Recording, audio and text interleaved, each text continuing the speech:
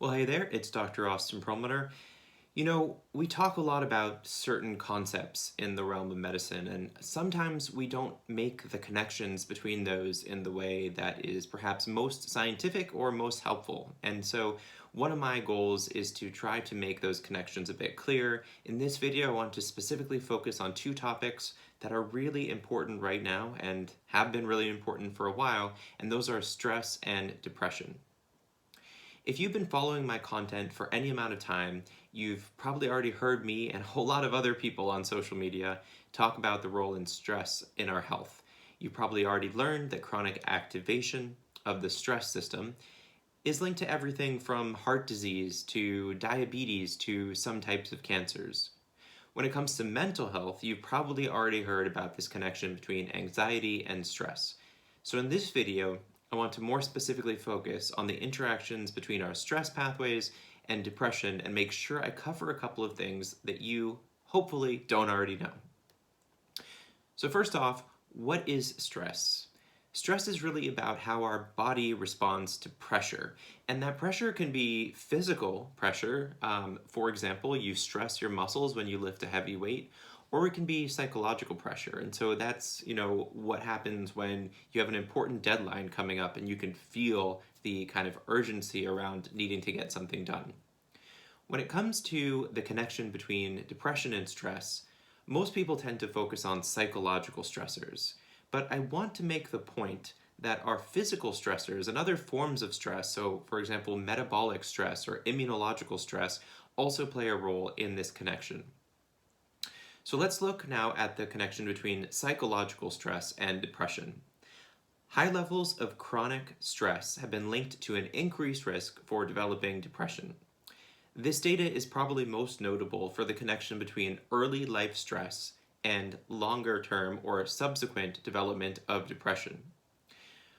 While it's easy to kind of talk about the sensation of feeling stress, so for me it's feeling my heart pound, feeling a bit colder, my vision getting a little bit more narrow, it's also important that we talk about the biological underpinnings or the biological reactions that may be driving this subjective experience of stress. So let's turn to some of those now and explore how they may relate to depression. When our central nervous system detects a threat, when our brain detects a threat, for example, because we see something scary, we hear something that is concerning, even we smell something that is concerning, the part of our brain called the limbic system gets activated. One particular part of this brain, part of the limbic system called the amygdala, triggers an alarm. And sometimes our brain, specifically a part of our brain called the prefrontal cortex, which is located right behind the forehead, is able to kind of tell the amygdala and the limbic system it's not really a big deal, and it calms the entire brain down.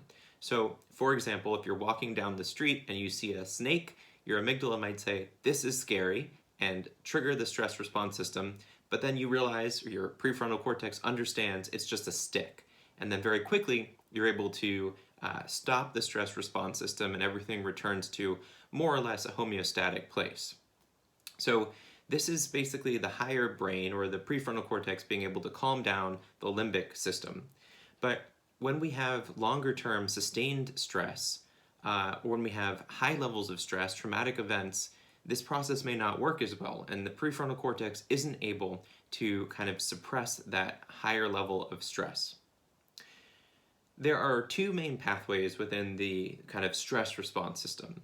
One is the HPA axis, or hypothalamic pituitary adrenal axis, and one is the sympathetic branch of the autonomic nervous system.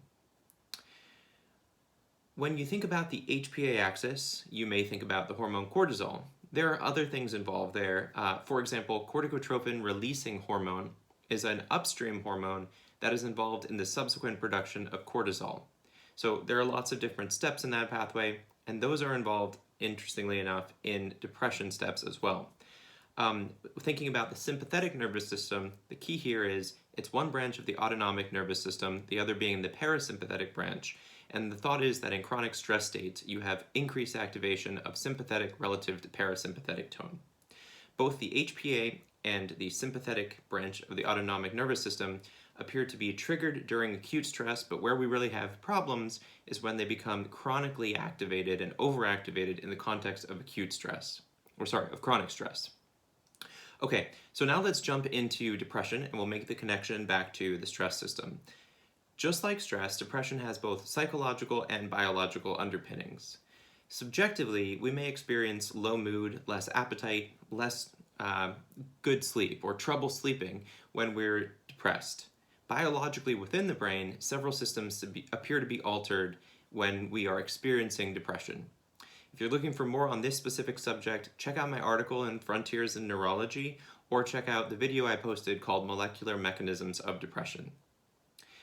Briefly, some of the key molecular pathways involved with depression include changes in neurotransmitters like serotonin, changes in the immune system, especially a bias of the immune system towards an inflammatory state, changes in neuroplasticity, and then 4, which is of course the topic today, changes in the stress system and activation of the stress system.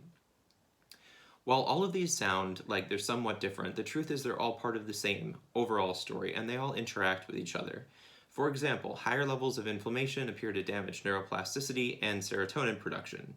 From a larger brain perspective, the areas most implicated in depression are the prefrontal cortex, again right behind the forehead, the amygdala, which we already described as part of the limbic system and the fear sensing system, or I should say stress induction system, and then the hippocampus, which is one of the key regions of the brain involved with memory. In people with depression, there's evidence for changes in these regions of the brain, especially the prefrontal cortex and the hippocampus, which appears to represent changes with neuroplasticity. So let's bring this back to stress. In the context of high levels of stress in the brain, it's thought that several things may happen. First, neuroplasticity may be damaged. As mentioned, this is particularly a concern in depression, which has been linked to changes in neuroplasticity in the prefrontal cortex and in the hippocampus. Next, chronic stress may, through a variety of mechanisms, increase inflammation. High levels of inflammation in the brain may contribute to depression by, again, altering neurotransmitters like serotonin, as well as by creating neurotoxic metabolites, kind of a mouthful there, but creating brain toxic metabolites that can also interfere with healthy function of our neurons. Let's walk through one detailed example of another pathway that can help connect the dots. So when there are high levels of stress in the brain, especially this hormone I mentioned before, corticotropin releasing hormone, there is damage to the hippocampus. Specifically, there's damage to neuroplasticity in the hippocampus.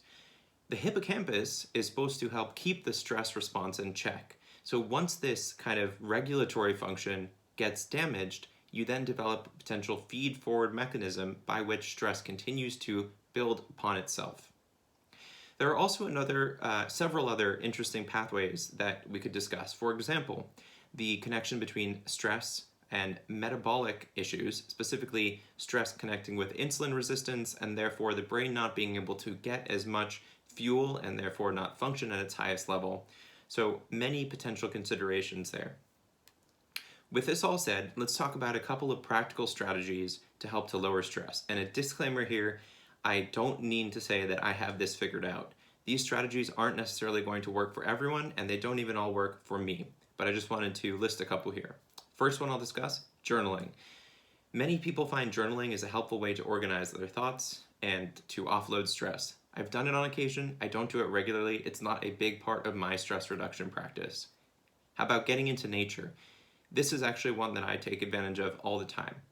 Getting into nature has been shown to help with changes in the HPA axis and the sympathetic nervous system in a positive kind of anti-stress type way.